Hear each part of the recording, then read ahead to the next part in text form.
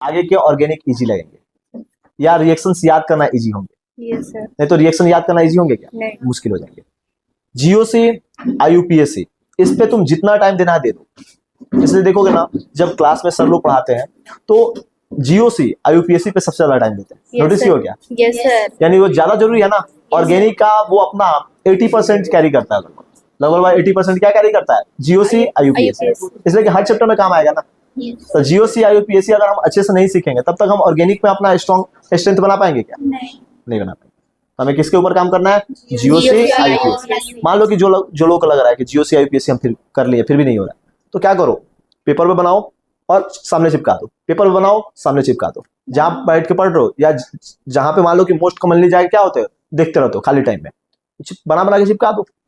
और एक principal chain reaction का आता है हर का, जैसे एल्केन का आ जाएगा, एल्किन का आ जाएगा, अल्काइन का आ जाएगा, एक चेन रिएक्शन का आता है पूरा पूरा लिस्ट ऑफ रिएक्शंस रहते हैं।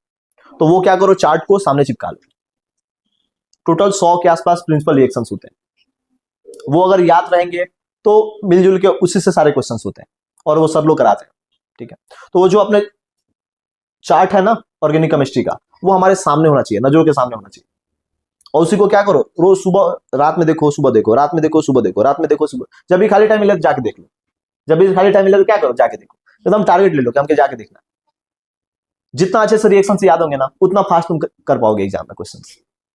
ठीक है ना? तो अल्टीमेटली तो याद करना ही है ना हमें, तो उसको सामने रखो, बार बार देखो उसको, तभी तो याद होगा कि नहीं होगा। और सबसे पहले स्टार्ट कहां से करना है? जीओसी, आईयूपीएसी से। तब चीजें आसान लगने लगे, मैकेनिज्म समझ में आने की। जीओसी में ही तो मैकेनिज्म सीखते हैं, नहीं तो मैकेनिज्म समझ में नहीं आएगा। तो याद करना भी क्या लगेगा, मुश्किल।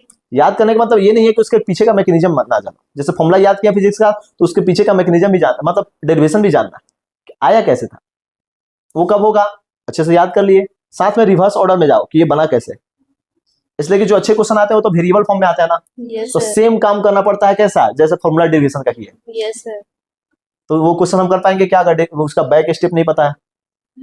उसको क्या बोलते हैं, जाओगे ना कॉलेज के कॉलेज में जाओगे तो उसको बोलते हैं रिवर्स इंजीनियरिंग। चाइनीज इसमें बहुत आगे है। चाइना क्या है इसमें बहुत आगे। जैसे मान लो कि बल्ब है, पंखा है, अमेरिका वगैरह क्या करते हैं, वो डेवलप करते हैं। चाइना वाले क्या करते हैं, खरीद के ले जाएंगे, एक सैंपल ले जाएंगे और उसको क्या करेंगे, खोल खोल के देखेंगे कैसे बनाया है। खोल खोल के देखेंगे और देख के देखेंगे कि इसके पीछे का क्या साइंस लगा, क्या मैकेनिज्म लगा, और सारे वो क्या करेंगे, खुद के डेवलप करेंगे। असरिता देखो तो चालू है ना, चार्ज है, कितना चार्ज है? ओके, काफी चार्ज है, ठीक है। तो वो लोग क्या है, रिवर्स इंजीनियरिंग में काफी आगे है। तो वो R&D में पैसे